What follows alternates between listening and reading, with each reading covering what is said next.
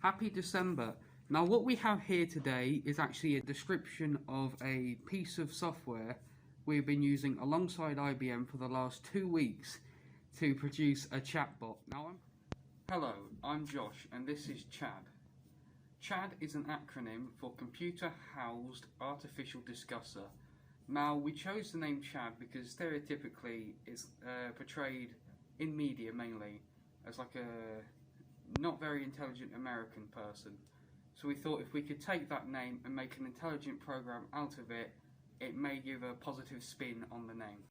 Originally founded back in 1911 as Computer Tabulating Recording Company and then renamed in 1924 as IBM, International Business Machines, they manufactured a lot of chips and early models and versions of computers.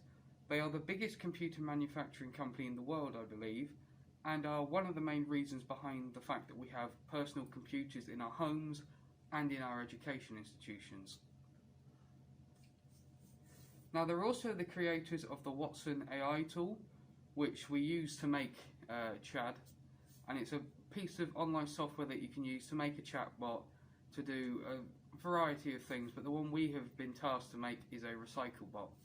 Now, IBM have an estimated net worth of around $123 billion.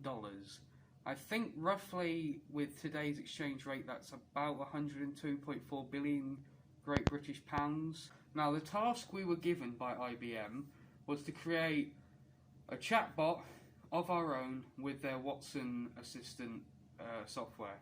Now the chatbot would be a recycle bot telling us what we can and can't recycle, and we needed to work in human-like responses so that, say, if an older person were to use it, they wouldn't be put off by the fact it was a machine and not a real person. Now, using intents and entities, we would make up the database that C.H.A.D would use to depict what we can and can't recycle. Now, the entities would be your individual items like plastic, paper, asbestos, engine oil, so on and so forth, and the intents would be the response that you could put in. So you could ask it, can I recycle this? Can I recycle that? Hello, goodbye, thanks. Those sorts of things. We would then put them in nodes, which are these little chunks where it combines those two. So it recognises what you have said in the intent and what the entity is, and it gives you a response. Now these are called, as a group, dialogues. Now linking that together, we would slowly begin to form C.H.A.D, and then of course the final step of doing that was testing. And of course something always goes wrong with testing. The problems that we ran into weren't foreseen, but they were solved by accident. You see, we were adding entities and we found out that without upgrading the accounts there was a cap at 100 entities, which we found a workaround, kind of. We deleted all the entities to redo them. And of course none of them saved again, and we lost everything twice, which was very stressful for us to do. But we did, on part for my half, having an early backup of C.H.A.D's entity base from day 2. So I simply uploaded that and we had 33 entities that were already all sorted out that we could work with, and that's what we've got finally. We didn't muck around with any more because of the time that was left. We had 2 days to fix it, and if we didn't fix it, that was it. Thankfully we got it done in time, but it was a lot of effort. Now, the initial ideas for C.H.A.D was to be able to tell us if we can and can't recycle things, and if we can recycle it, can it be recycled at home, or does it need to be taken to like a plant, a specialist place, or something along those lines. Now, we did plan a large and extensive database.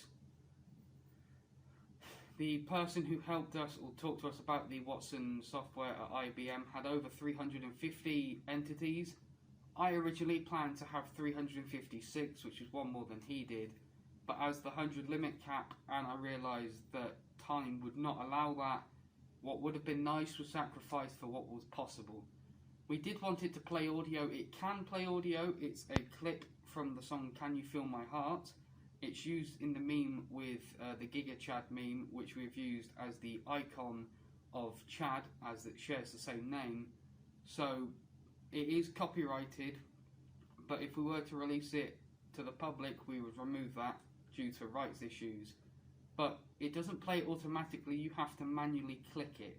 We also would have liked to have worked in some form of text-to-speech, instead of having alt text, so that if someone was blind and they were trying to use the chatbot, it would read out responses to you. It would have been nice to have voice recognition, but I don't know if that's actually possible in the software, and I may have been thinking ahead with that bit.